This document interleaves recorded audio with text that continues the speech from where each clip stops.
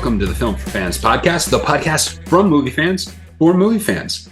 I'm your host, Ryan Dunlevy, and my peanut-eating co-host is Rob Dunham. That's nuts. I don't think if you're allergic to peanuts, I think you're okay because I don't think allergies pass through the internet.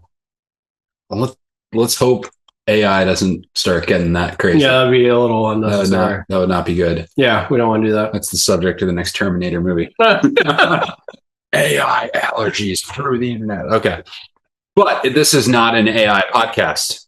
That would be unless it's a movie about AI, which we do. We do. About, yeah. There are some. Mm-hmm. Yeah. Ex Machina exists. Yeah. And I like it. Yeah. I'll talk about it. However, we were not going to talk about that today. But we do have an excellent show in store for you. We're going to, of course, cover our box office update, where we'll let you know what happened last weekend's box office. We'll preview 2 movies coming out in this week's box office. And we'll talk about a movie that's making money a year before it comes out, which is, never heard of that before, but awesome. Our discussion for the day is going to be, we're going to talk about movies where the supporting actors outshine the lead actor. So that's kind of fun.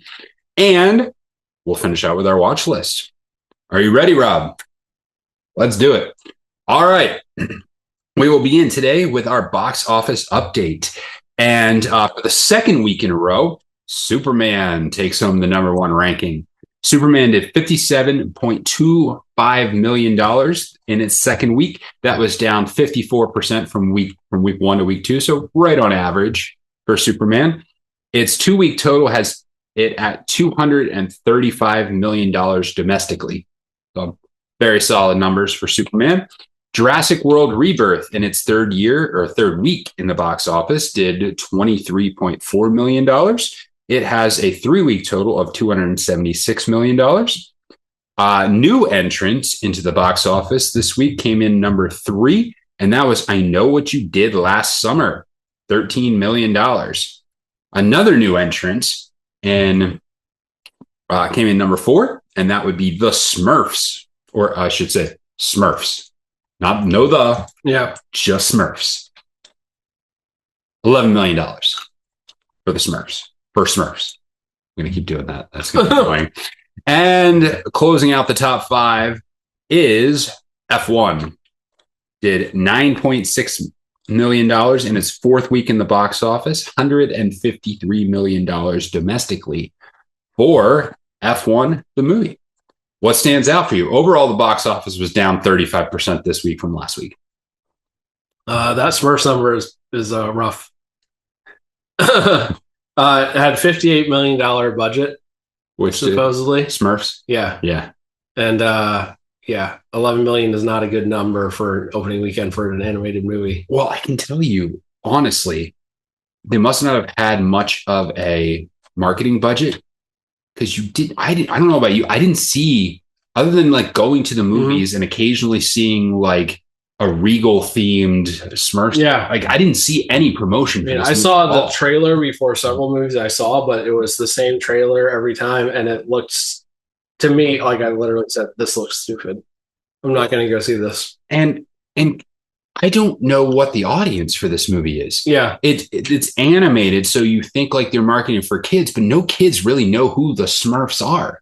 I mean, I know there was not too long ago, there was another That's the other Smurf thing. movie. There was very recently a Smurf series. Yeah. But I can't imagine that. Yeah, I just don't know who the audience for this was. And so I'm not surprised it didn't really find an accurate. Yeah, I don't know why box office. Why they had a remake. Actually, the Smurfs was very 2011. Yeah. Like that's not that long ago when it comes to movies and like rebooting an entire franchise. It was like 14 years ago. I mean, but there were a couple of sequels with that too. Yeah. So like it was into like the 2016, 17, I think, range. Yeah. Before they were done with those, and it's only 2025 right now. I don't know. When I saw the trailer, I was like, why? Yeah. Why are they making a new Smurfs? There doesn't need to be new Smurfs. Yeah, for sure. Nothing else major stands out to me in terms of the two big movies hit pretty solid numbers in week 2 and week 3 for Superman and Jurassic World Rebirth. F1 is still chugging along at a decent amount a month into its release. Those seem to be solid. None of them are like blowing the box office away, but I think they're all doing reasonable numbers, and the international numbers are pretty solid on those as well. So I think they'll be reasonably pleased with the results there. Yeah, I like the Smurfs, The Lost Village. Yeah, what came out in 2017, and it only made $45 million domestically. So like, I'm not sure. So why are you giving it a $58 million? Why you're making a whole new Smurfs thing after that? I don't really get it, but I don't know either. I bet those executives are feeling blue. Oh, jeez. 2 of those already. That's 2. That's 2. I'm going to have to cut you off. No more peanuts for you. Okay. Are we good here? Yep. Last week's box office. All right. 2 movies are coming out this coming weekend. One is one everyone is familiar with, and the other one is kind of an indie release. But we'll cover both of them. Let's start out with the main release this week, and that is Fantastic Four First Steps.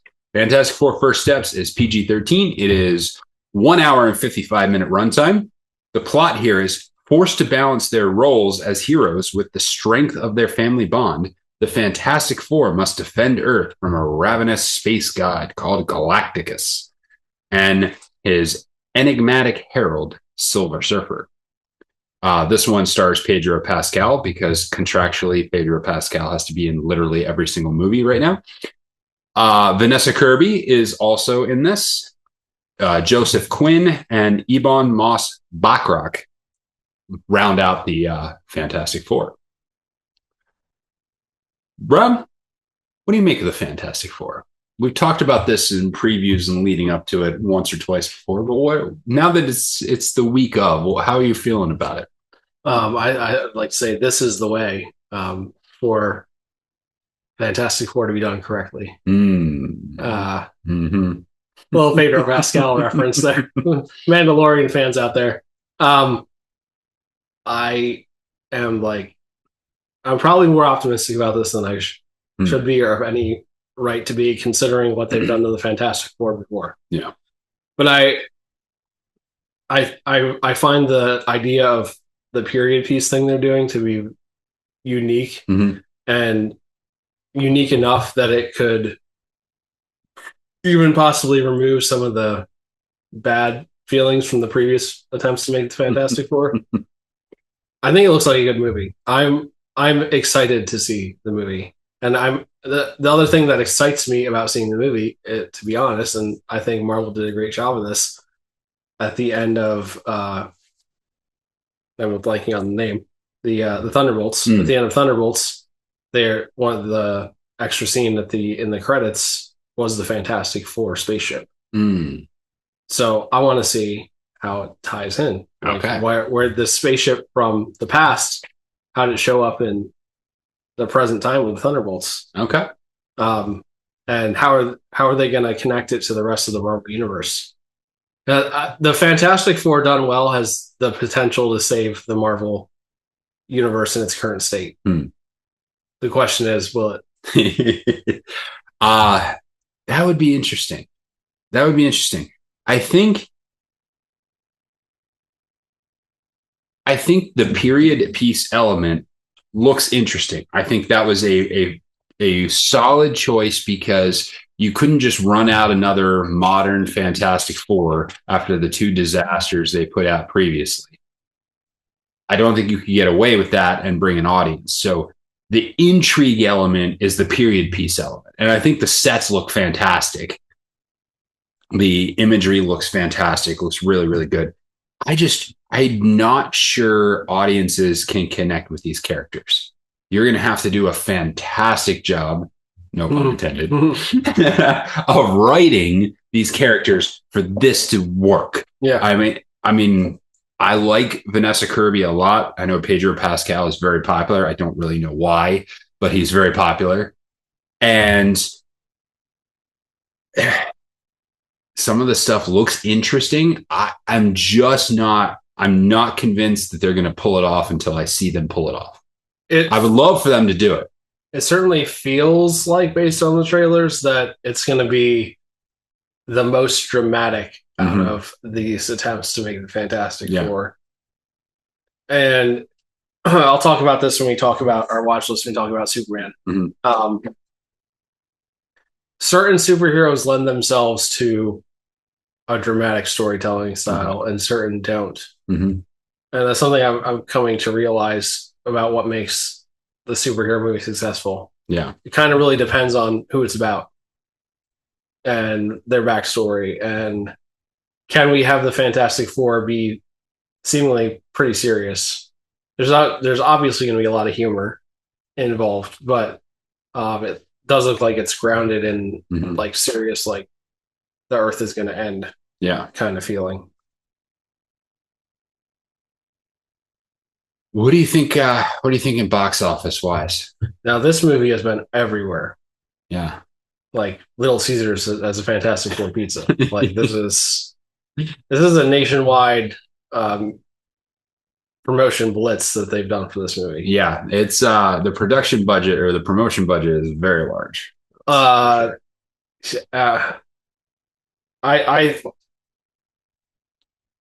I think I am biased because I want it to be good, but I'm going to say north of $150 million. Okay. Opening weekend. Okay.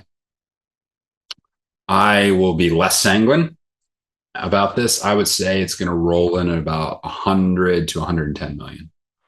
I think either one they'd be okay with, I think, but they're probably hoping for the 150 plus. They've had a number of movies come in that like 75 to 110 million, which is like below expectations. They're not terrible results, but they're not good results. And so they've had a number that have come in around that range. I'm guessing this falls in that range more so, the upper end of that range, more so than like, hey, it's a definite. Yeah. I think there are a lot of people in my camp who want to have a good Fantastic Four series. The question is, what percentage of that camp has given up? Yeah. Already. Yeah. Versus what percentage is going to give it another chance? Yeah. And I think that's what's going to end up telling us the totals here for this movie. For sure. Well, I hope it's good. I do. I hope it's good. The acceptable four. I'd take it. That's fine. I'd take it. All right. We have one more quick movie to look at. Another one that comes out this week is called Oh Hi. It's rated R. Did not have a runtime, so I have no idea what the runtime is. So they just show up and say "Oh hi," and there's a lot of stuff in the background that makes it rated R, and then the scene. That'd be really interesting to get like a 5-second rated R movie. That would be really interesting. Anyway, oh hi, bang in the headshot, rated R. Okay. Everyone's naked. All right. The plot line here is Iris and Isaac's first romantic weekend getaway goes awry in a most unexpected way. And that's all you get. Molly Gordon and Logan Lerman are your stars in this particular movie. So it looks like sort of a comedy, drama, romance type film. Sure. Yeah. Sounds like a movie. It's a movie. Yeah. It will be in theaters. Somebody made it. Yep. Not sure what to make of that, but it will be in your theaters. That's your jam for this weekend. Well, that is the box office for this week. There's lots of good movies to come out. If you still haven't seen F1 or Jurassic World or Superman, you can also see those as well. The F1 soundtrack, by the way, is a good soundtrack to run to. Yeah. Actually, I've been working to the F1 soundtrack for the last couple of weeks. Yeah. It's good. It's a good one. It's good stuff. You should check it out if you like movie soundtracks. Yeah. Yeah. It's solid. Hans Zimmer. Yeah. It again. Yeah. As usual. Yep. In other news, I just felt like we got to talk about this. It's a crazy story. And the story is that, of course, Christopher Nolan has announced that he's putting out the Odyssey. The Odyssey has you might have heard of it. Date of next July.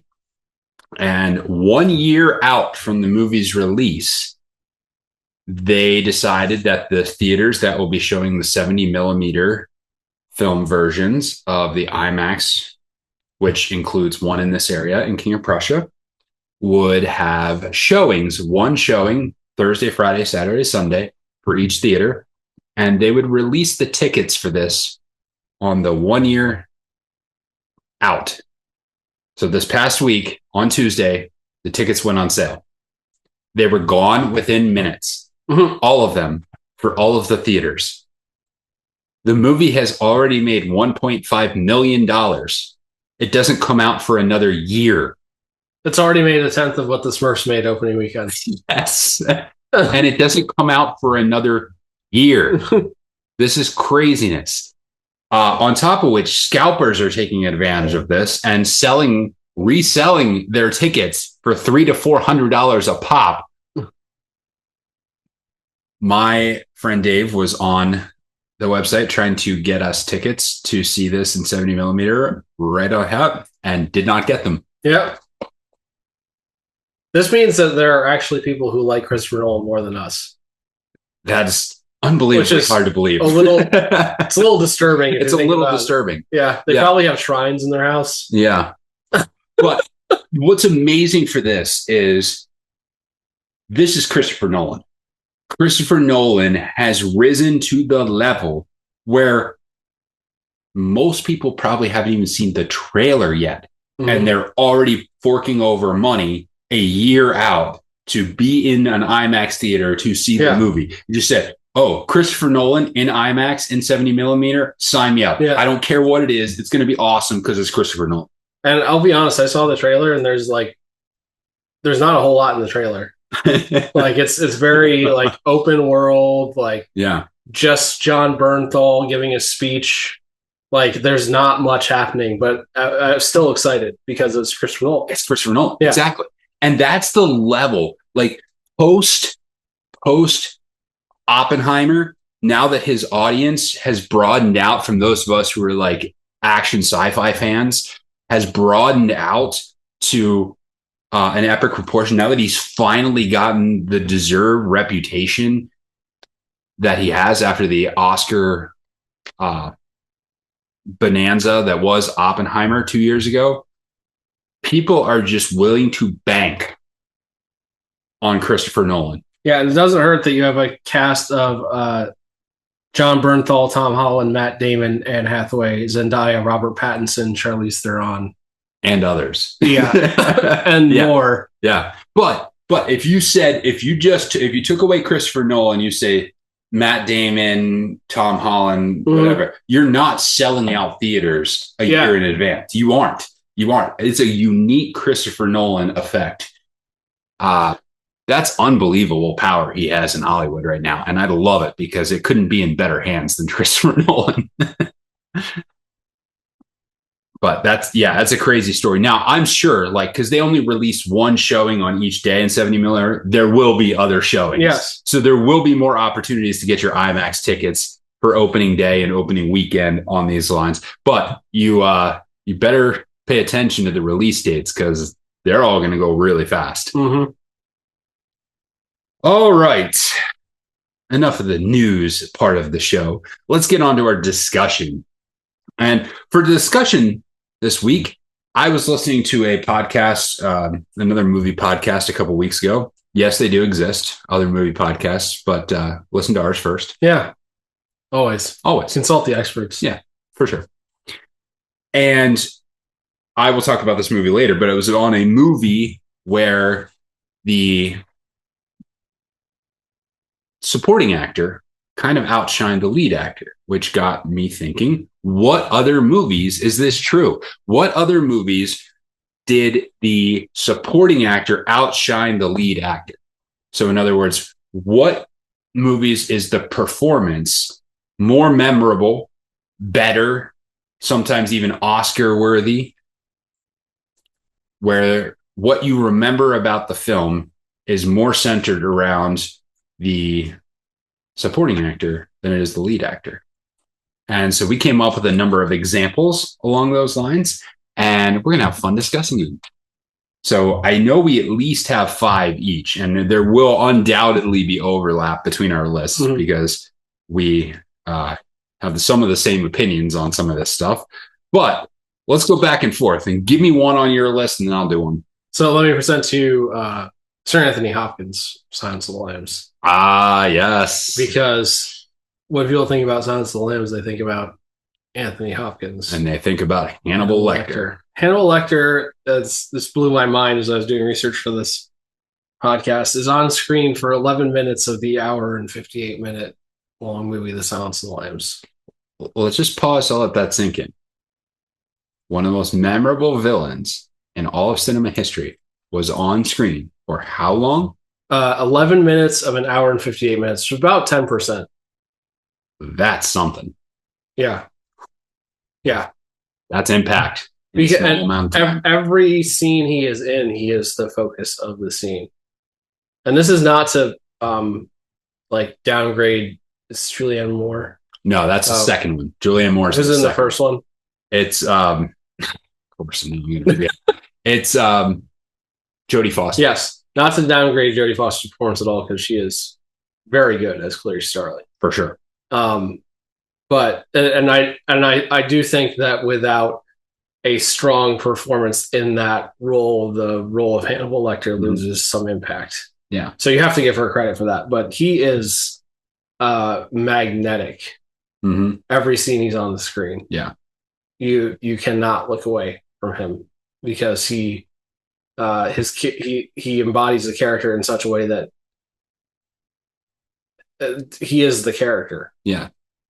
Like it's almost sometimes when I talk about Silence of the Lambs and talk about Anthony Hopkins' performance, it seems almost unfair because it's just so good that it doesn't even feel like acting. Like I'm just like, this guy must be like this in real life, because how else could you do this kind of justice to the character? So it's interesting. There have been other people who have played Hannibal Lecter in either TV or in movies. In fact, Manhunter came out before Silence of the Lambs and had Gil, the CSI guy from the original CSI, Gil something or other, played Hannibal Lecter in that particular. Gil Grissom. Yeah. He played Hannibal Lecter in that. And now I'm blanking out on his name. The TV show Hannibal was really, really good. And the portrayal there of Hannibal Lecter was excellent. But Anthony Hopkins is the standout for sure. And he embodies that character tremendously. To have that kind of impact is amazing. It's the stand. I think so. There are some others that we're going to talk about that were great examples of this, but this might, for me, this kind of feels like the standard of this question, because he is the first thing you think about when it comes to this movie, and he is not the star of the movie, but because of his role and the portrayal, like he became the star, but he's still a supporting actor. So there can't be a better answer to the question, in my opinion. What do you got? There's some other good ones. All right. I'm going to go with another classic one that I might be on your list too. I'm going to go with No Country for Old Men. And the leads are kind of Josh Brolin / Tommy Lee Jones are kind of the leads, especially Josh Brolin kind of drives the story. What happens with his character is kind of like the arc the story follows. But Javier Bardem, another one of the greatest bad guy performances in cinema history. This movie is all about Javier Bardem. Yeah. And that performance as Anton Chigurh is disturbing and fantastic and unbelievably menacing. Yeah. What's the most you ever lost in a coin flip? Like, that's the scene right there. That's the scene. Like, that scene is so full of tension. The Coen brothers building up that scene, like the one character has literally no idea what's happening. The audience, you know exactly who this guy is and what is happening here. And that tension is just fantastic. And Bardem just nails it. The thing that makes the character great is that you have no idea what he's going to do. Yeah. I remember the first time I watched this movie, I'm just like, this dude might just kill everyone right now. Like, I have no idea what's about to happen. Yeah. And very rarely is a character written so well that you can't know what's going to happen next. Yeah. That's the genius of the character, because it's very hard to write a truly unhinged character. Yeah. Psychopathic to the max. Yeah. Unbelievable. Yeah. I need to watch the movie again. I know. It's been a while. It's been a while for me too. But Javier Bardem, clearly the star of this movie, won an Oscar for his performance in this one. No Country for Old Men. Classic. I think there are some movies where it's like questionable who the main person is. I have one of those on my list. And one of those on my list for sure. So I want to suggest one that's like that for me, referencing someone who's in the movie we just talked about. Yeah. And that'd be Tommy Lee Jones in The Fugitive. It's on my list. Yep. Because Harrison Ford is like, by billing and by how the story goes, I guess he's the main actor. And Tommy Lee Jones won an Oscar for this performance as Best Supporting Actor. So, but the story is driven by both. Like, you can't have, the story doesn't work without both characters having big parts in the movie. Yeah. So the question is like, who's the bigger part in the movie? And this is there. I have several on my list that are like this. This is the classic where Harrison Ford is great in The Fugitive. He's great in The Fugitive. Tommy Lee Jones is just standout excellent. And this was the one that triggered the question for me. Okay. The podcast was on The Fugitive, and this is the one that triggered the question. And things like Tommy Lee Jones, like ad-libbed why don't you think up a chocolate donut with some of those little sprinkles on it and call it while you're thinking. He ad-libbed that entirely. And they were actually writing the script often together with the actors and the writers, a la Mission Impossible style, on the sets at times. Yeah. So the embodiment of that performance is incredible. And the thing that makes this particular performance so compelling for me is we see a man lose himself so deeply into his pursuit that the justice that he sets out saying that is the only thing he cares about, in the end, he doesn't care about justice. He cares about it being this guy. And the line, I didn't do it, and Tommy Lee Jones says, I don't care. In a lot of ways, this has a lot of echoes of Les Mis in it. Tommy Lee Jones is very much like Javert in this movie, that he is hell-bent on proving that it was this guy who did it, and he will stop it. And he'll literally stop. He'll jump off a dam to prove that it was this guy. He'll do anything. Yeah. But the thing is, what's so great about Jones's performance is you see those moments of doubt creep in as he's continuing down the line of investigating it. This is what's kind of cool, is because they're simultaneously doing the same investigation and almost feeding each other clues, sometimes directly and sometimes unknowingly. But you watch those moments, like when Tommy Lee Jones shows up at the hospital and well, what happened to the boy? Oh, he saved his life. Just what? Why did he do that? What is he doing? Like those moments of doubt where he's like, okay, why is this guy running around saving the security guard? Why is he running around saving some random boy at a hospital? Why is he taking time to go into a locked up prison to investigate somebody? And so you watch his character progress. And what's interesting is because it starts out where Tommy Lee Jones initially in the movie starts out as in the role of bad guy, but you have to care about him in order for that dynamic to work. You have to care about, because you both want Harrison Ford to succeed, but you also don't want Tommy Lee Jones to fail. And that sets up an interesting dynamic and makes it really, really powerful, especially at the end when they end up eventually on the same side. But you like both of these characters, even though they're on opposite sides of the equation for most of the movie. Yeah. Excellent movie. Another excellent standout performance. You? All right. Next one for me, and I will go with one in a similar category where it's questionable whether or not one is the lead and the other. And I'll explain my reasoning here. And this one's a little off the board, and that's The Devil Wears Prada. Anne Hathaway is the lead in this one. Meryl Streep is the supporting performance that I think overshadows that character. Overshadows Miranda Priestley is her character and overshadows Anne Hathaway in this movie. Now, the caveat here is Meryl Streep is actually nominated for lead Oscar for leading actor in Oscars. Yeah. The Oscars. She did not win that year, but she was nominated.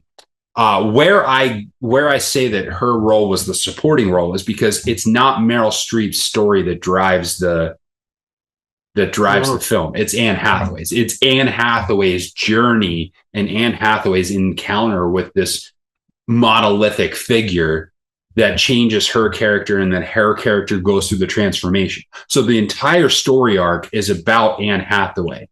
But the Meryl Streep performance as this like fashion icon guru is extremely memorable. It was well pulled off. Meryl Streep was perfect for that type of role, that highbrow role. There's something distinctly terrible about her as a person, but at the same time, you kind of feel for her a little bit too. You understand her a little bit. And it's a really commanding performance. It's a compelling performance. It's a commanding performance. She puts Anne Hathaway through the absolute ringer. And I think one of my favorite moments is the one where Anne Hathaway gets the unpublished manuscript and has it bound and like succeeds on a mission that was seemingly impossible. And Meryl Streep just kind of looks at her like, I did not expect that to happen. And just like this subtle look of like, okay. And going back to it is really, it's a really standout performance. Yeah, I think it needs to matter. Like, who's the story about? Yeah. And so, yeah, I would not have nominated her for Best Actress based on that. Yeah. How that film went. Yeah. But yeah, that's a good shout. And I think you're fair to make that assessment. I think so too. But well, you wouldn't have made it otherwise. I couldn't help it, like, because I looked it up and like she might have been nominated if I remember. Yeah. Oh, she was nominated for lead, really? All right, what do you got? I mean, Heath Ledger in The Dark Knight. Yeah, that's on my list for sure. That's another one of the legendary bad guy performances. Yeah, for sure. And the thing is, in a lot of ways, like Hannibal Lecter's character, the movie does not succeed without the depth of feeling put into this character by Heath Ledger. Yeah. It's got to be like the best villain performance in a superhero movie. For sure. And it elevates the whole thing. And people, like, I know from personal experience, there were a lot of people who went to the movie just because what they heard about Heath Ledger. Yeah. Because of how much it seemingly took out of him that led to him killing himself, essentially. Accidentally, but yeah. I mean, it was, I was very pleased when I saw the movie because I was worried that maybe it was being overhyped just because of this situation. Yeah. And then when I saw it, I was like, holy crap. Well, and the crazy thing about this is I would love to have seen what Heath Ledger did after this. If once you figured out he was capable of that level of performance, what could he have done after that? Because I was shocked when they picked Heath Ledger for the Joker, because I'm like, Heath Ledger? Really? Because I had not seen anything from his performances up to this point that led me to believe he was capable of what he put on screen in The Dark Knight. And boy, did he nail it so good. Yeah. Again, similar to Anton Chigurh in that Agent of Chaos. Complete Agent of Chaos, where you don't know what he's going to do, and just when you think you have him pegged, you don't. And I think that's what makes this performance great, is I think one of the key scenes about him is when he demands half the mob's money, and the mob thinks they understand him. Okay, this guy wants money. And then he takes the entire pile of money and sets it on fire. And then that's when they realize, okay, we screwed up here because we have no idea what this guy's capable of, and we cannot control him. And that's what ultimately leads to the mob trying to turn him over to Batman, because they're like, yeah, we let this guy off the chains and this guy's crazy. Mm-hmm. Yeah.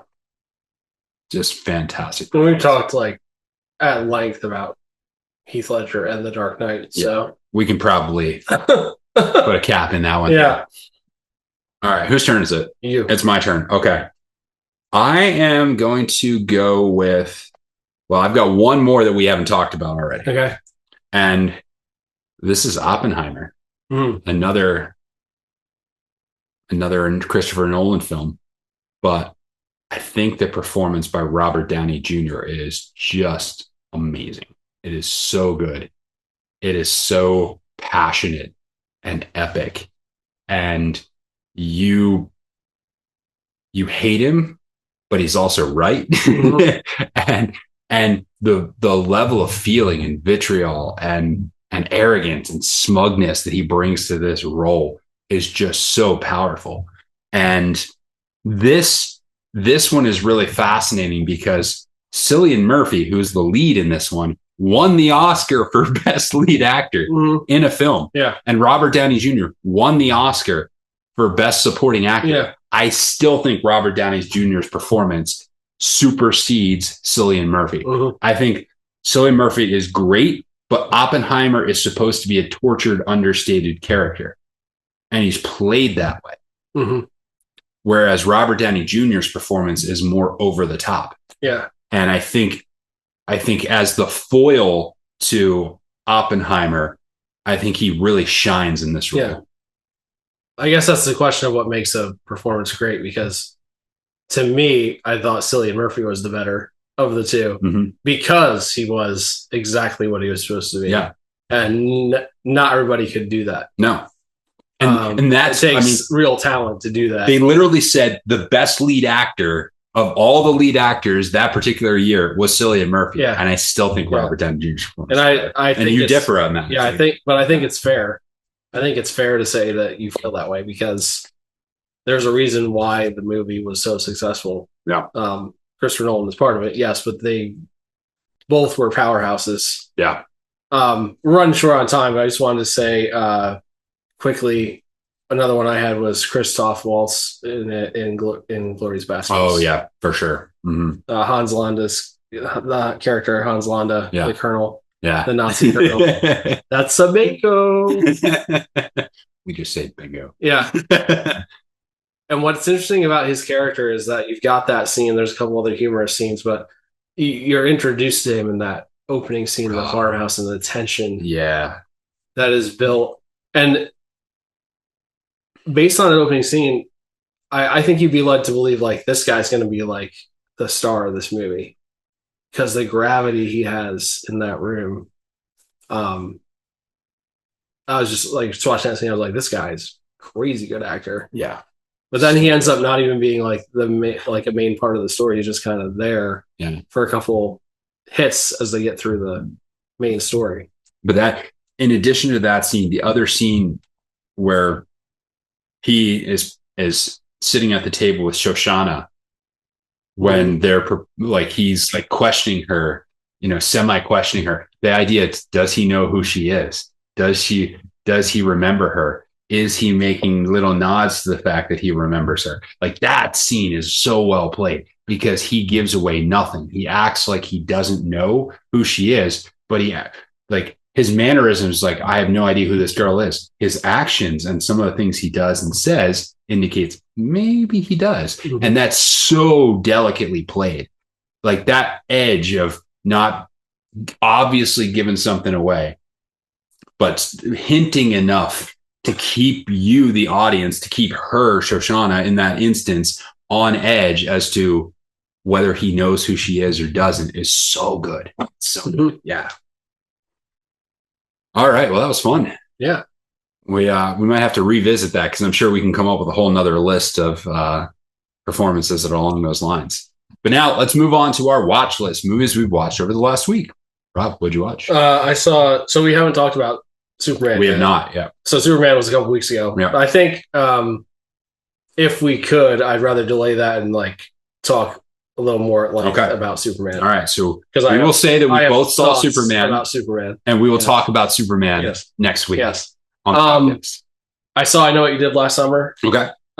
In the theater this last weekend, and I thought that it was a better version of what Scream did, bringing back some of the old characters, because Freddie Prinze Jr. and Jennifer Love Hewitt both have significant roles in the movie. They're not just there because they were in the original one. Okay.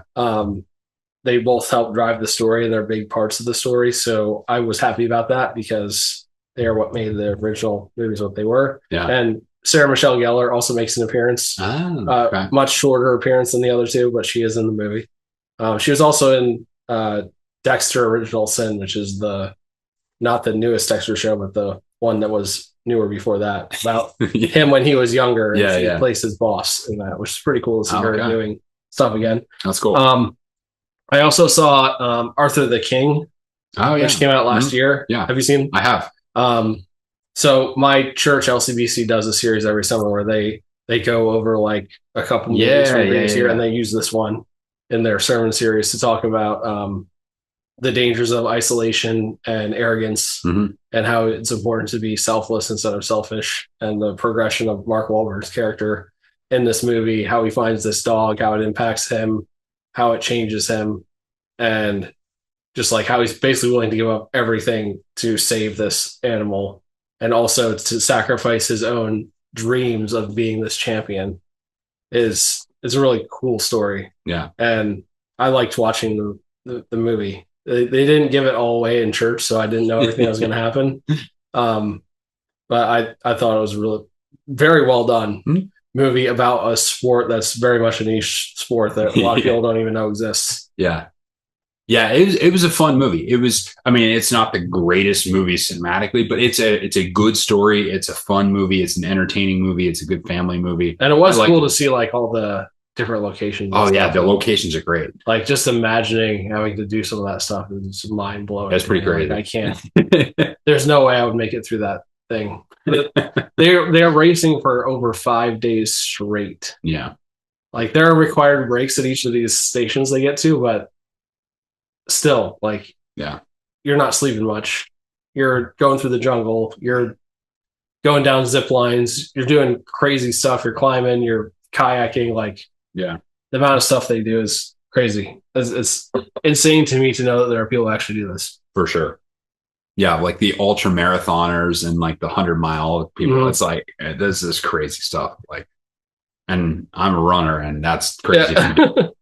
But what'd you watch? I watched Superman since we last talked. The only other movie I really got a chance to watch and finish was Inception. I just felt the need to watch Inception again. And I mean, what else is there to say about Inception? It's an incredible movie. It's amazing. It's amazing. Like what strikes me is it's now 15 years old. It's a 15-year-old movie. It still looks amazing. Still looks great. What they pulled off is still incredible there. And it's still, I think, I would say it's still the most original story I've seen on cinema. And that's why it's one of my top movies of all time. Yeah. So, yeah, that's what I saw. Nice. All right. Well, that is all the show we have for you, ladies and gentlemen. Thank you for checking out Film for Fans podcast. Make sure you visit filmforfans.com. Like, subscribe, tell your friends about it. Until next time, enjoy the movies.